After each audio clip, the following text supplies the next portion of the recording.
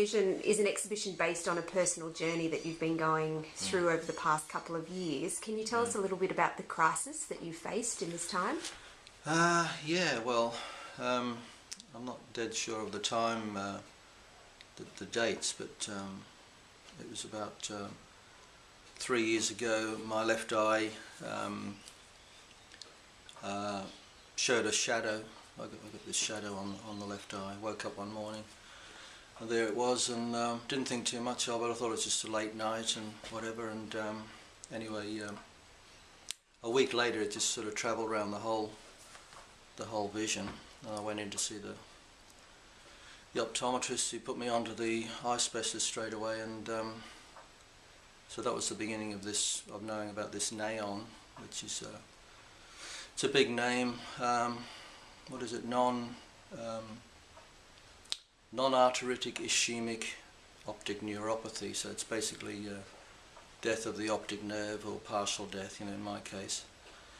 And I saw an eye specialist in Brisbane for that particular eye, and he told me there was a 1 in 5 chance it would go in the right eye, which really freaked me out. So, but I believed it wasn't going to go in the right eye. But the trouble is, every morning I'd wake up and I'd be testing my, you know, looking in my right eye to see if there was a shadow. So I was still suffering from the right eye, even though it hadn't come in, you know. So in one sense, when it went in the right eye, it was a sort of a relief, even though it was scary, because I thought I'd go through my whole life worrying about the right eye, you know. So, but the eye specialists, they already knew what they'd do if it went in the right eye. They'd give me a lumbar puncture, spinal tap, and try to see what was going on, you know, analyse the fluid. And so they did that, nothing there. So then I had an MRI, suspect MS, multiple sclerosis, and Crohn's disease. By this time I was with the neurologist. They had me with a fella in town. He was a really good neurologist, and he booked me straight into the hospital. He said, "Oh, we've got to kill this somehow, you know, stop this swelling in the optic nerve for this right eye." The left eye had already stabilised from the year before, so I was looking at possible, you know, total blindness, because the eye specialist said, "I can't guarantee you won't lose all your sight," you know. So the thought of getting MS was terrible, but in a way I was so down on myself that I thought, well, maybe I'm better off dead, you know, because I can't see, or, you know, if I'm not going to be able to see. But you know, little did I realise that, you know, with less sight, or I think even with all the sight gone, I think you can have a great life, you know. It's just a matter of adjusting the way you think. So what's the result of this medical journey that you've been on? So where are you today? What can you and can't you see and do? Well, I can't read books or newspapers anymore. I can read phone numbers, preferably in large font, and I can't drive. It's basically like a London fog, you know. I'm sort of walking around, and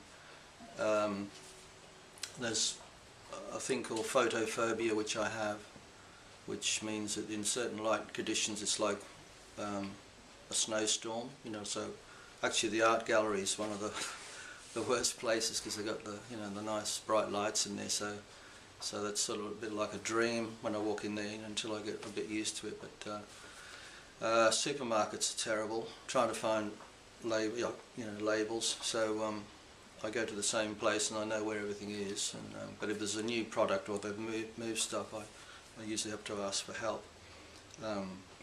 Excuse me. So your everything that is normal in your life has been turned upside down. Yeah, by this condition. It has, and today I think I'm not thinking of my eyes like I was, say, 6 months ago even. Everything was eyes, you know.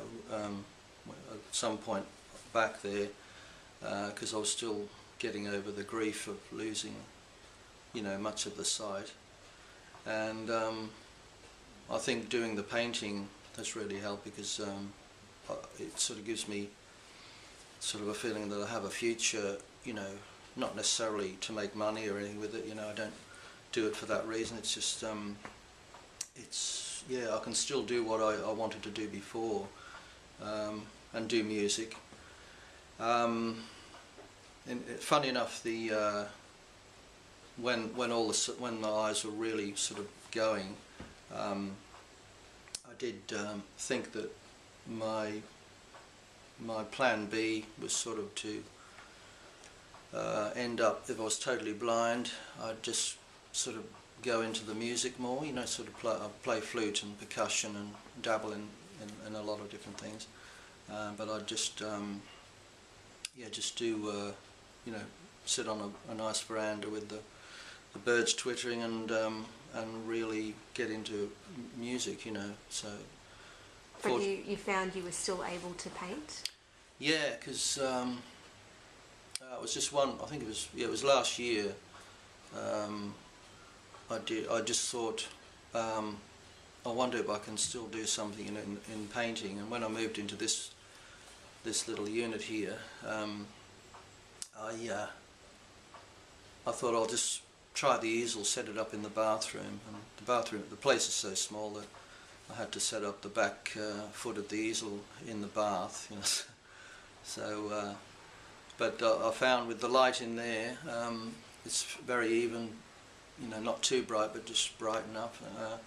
I found I could see enough to enjoy, you know, and the colours. Yeah, I could see colours because I'm basically colourblind, but I can see strong colour.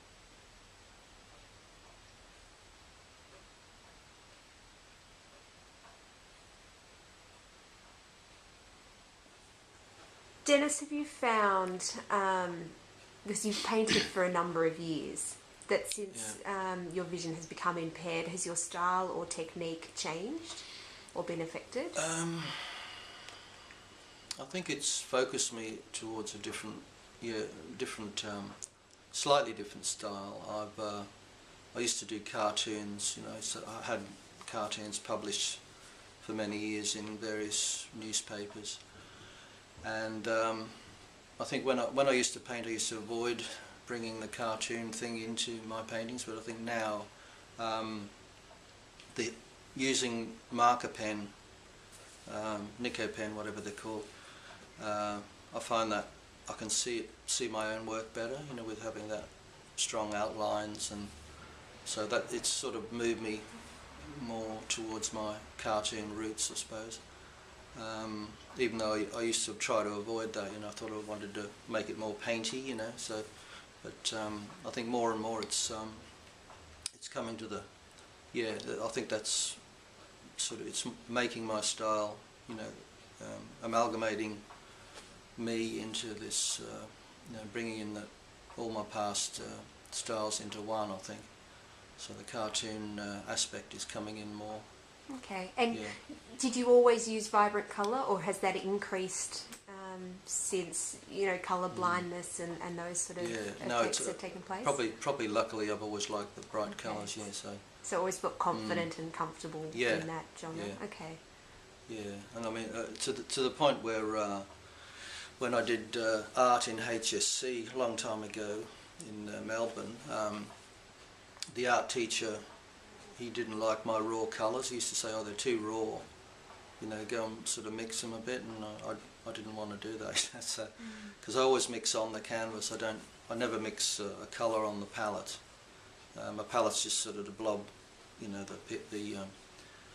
the paint onto, and so that you're not moving it, you know, to the paint pots and whatever. But and yeah, funny enough. At times I can't see the colours on the palette if it's, say, black, dark green and blues, you know, I have to know where they are. But once they get onto the white canvas, I can see them then, you know, so I know I've got the right colours. Okay, so you have to memorise from where you've squeezed the tube out. And I've written on each jar of paint in, you know, large Nico pen, what colours they are, because I can't tell when I look in them, you know, too much.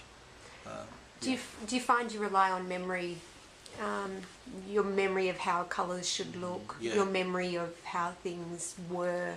Do you find you rely on that, or has it freed up your colour practice? Or I think there's memory there. Yeah, I think with greens, which are the worst for me to see.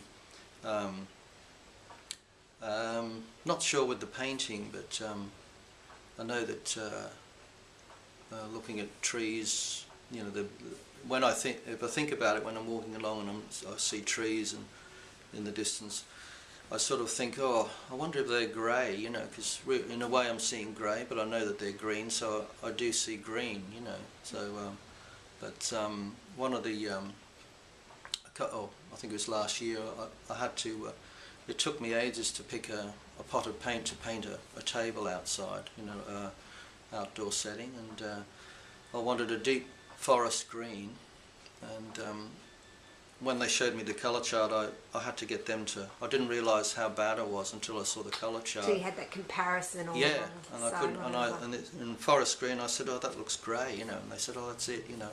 So I had to get neighbours to sort of, when I'd painted the table, you know, I said, "Is that what colour is that?" And they'd say, "Oh, yeah, it's a nice deep green," you know. So it still looks grey green to me, you know. So I was happy, you know, with long as other people see it as what I thought it was. I'm happy with that, you know.